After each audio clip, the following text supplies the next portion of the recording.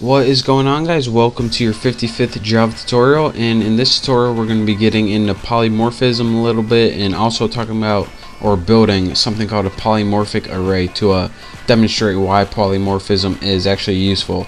And it's a pretty confusing topic, and trust me, there are going to be a lot of tutorials on this. So if you're not quite sure what's going on by the end of this tutorial, then I promise you in a couple tutorials you'll be a pro on polymorphism. So in order to demonstrate polymorphism, we first need to build a computer program that uses inheritance in one way or another. So what I did is I set up, and you can probably tell this if you watch my last tutorials, I'm going to have a superclass called food. In this tuna class and pot pie class, since they're both types of food, they're going to inherit all the methods and variables in this food class. So the food is a superclass and the tuna and pot pie are subclasses.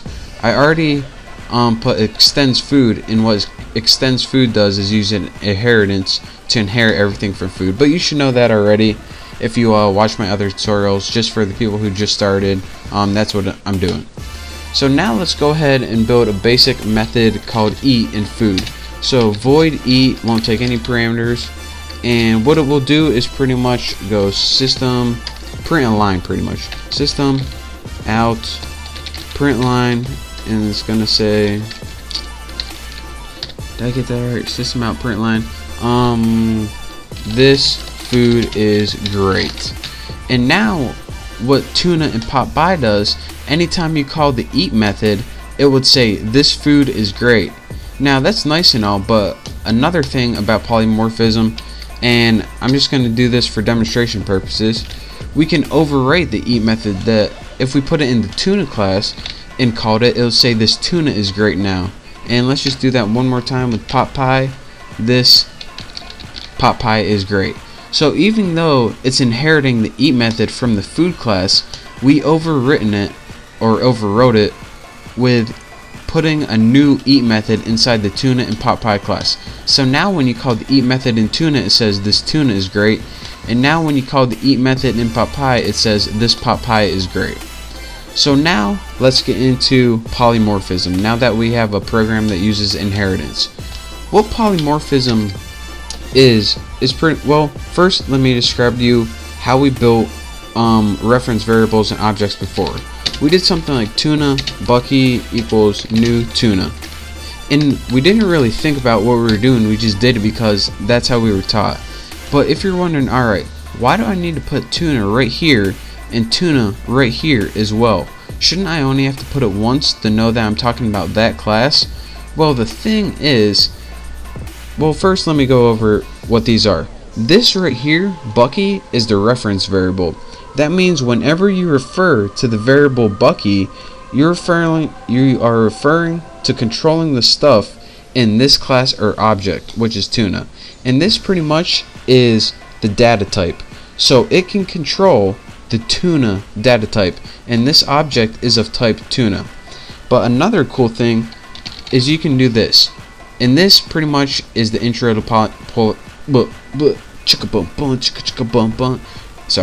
This pretty much is the intro to polymorphism.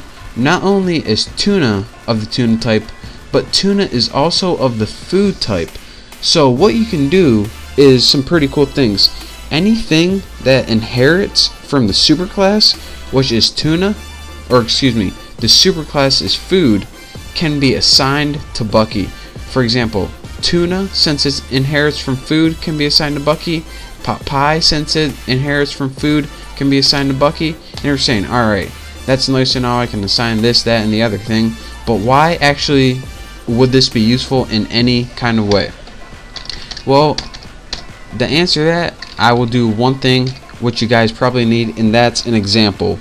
The quickest example and the most clear thing I can do is build something called a polymorphic array, and this stores objects of different classes in pretty much the superclass type.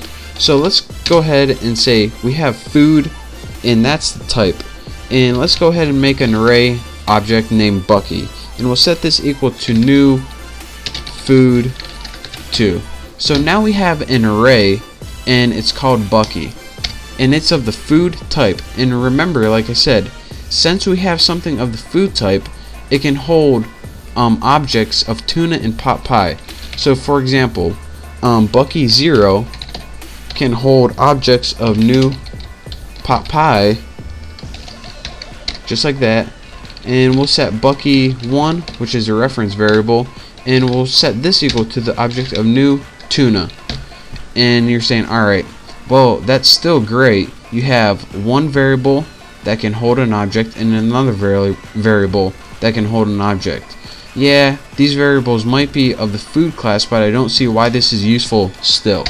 Well, just wait a minute and trust me, you'll see why in a little bit. One reason for using polymorphism is to use polymorphic arrays, and that would be something like this. You loop through this array, and in essence what it does is it calls each method of this class right here. So let's go ahead and type for int x equals 0, and just put something like x is less than 2. You can also put array length, but you know, you don't want to, and do plus plus x. And now what we can do is say something like this: Bucky x dot eat. And what this is going to do is loop through each one of these objects and call the eat method.